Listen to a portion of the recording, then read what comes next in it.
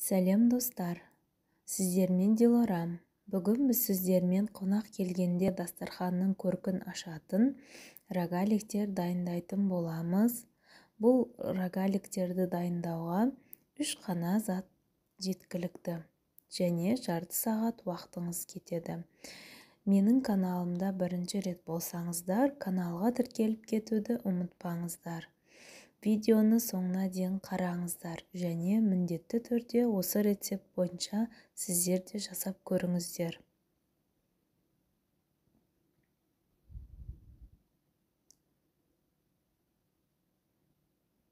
Рогаликіге қажетті заттар: 200 грамм сары май, 200 грамм айран немесе сметана, жарты шай қасық ас содасы, уксус, 500 грамм ұн. Начинкасына өздеріңіз қалаған нәрсені алуларыңызға болады және 100 грамм қант қажет болады. Алдымен еріген сары майымызды құямыз және оған сметанамызды салып, жақсылап араластырамыз.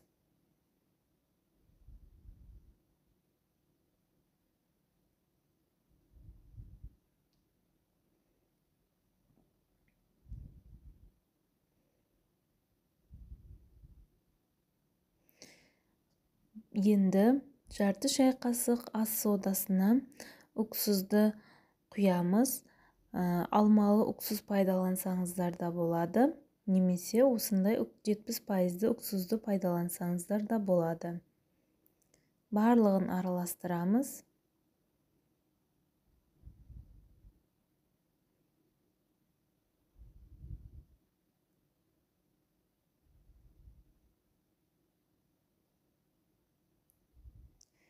Және електен өткізілген ұнымызды 3 бөлікке бөліп саламыз.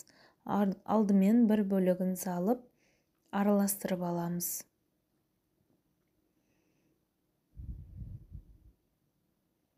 Аз-аздан салып, қамыр илейміз.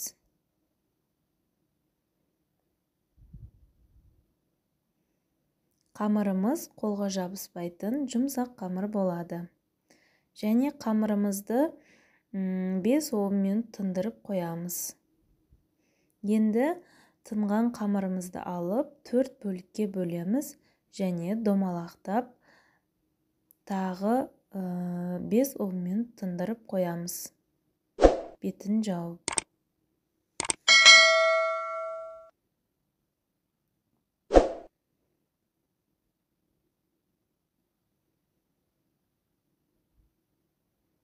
Осылай бетін жауып 10 минут тындырамыз.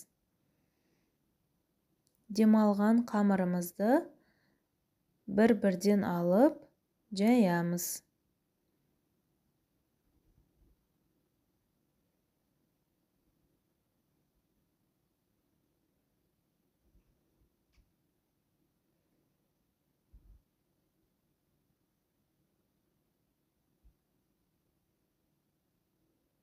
Достар, алдағы уақытта менен қандай рецепттер күтетіндігіңізді комментарийде жазып қалдырыңыздар. Міндетті түрде жасап сіздермен бөлісуге тырысамын.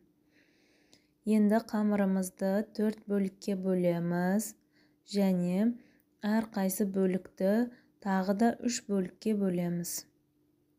Мен начинкасына қоюлатылған шоколадты сүтті пайдаландым. Сіздер жаңғақ, мейіз немесе варенье пайдалансаңыздар болады. Осылайша салып рогаликтер бұраймыз. Рогаликтерді ораған кезде осылайша бір шетін басып қойған дұрыс. Ішіндегі начинкасы ағып шығып кетпейді сонда піскен кезде. Енді қантымызға аунатып, листімізге теріп шығамыз.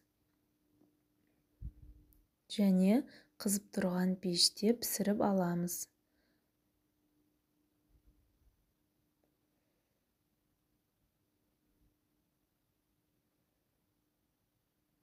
достар, мінекей рогаликтеріміз өте әдемі болып пісіп шықты. Ас болсын.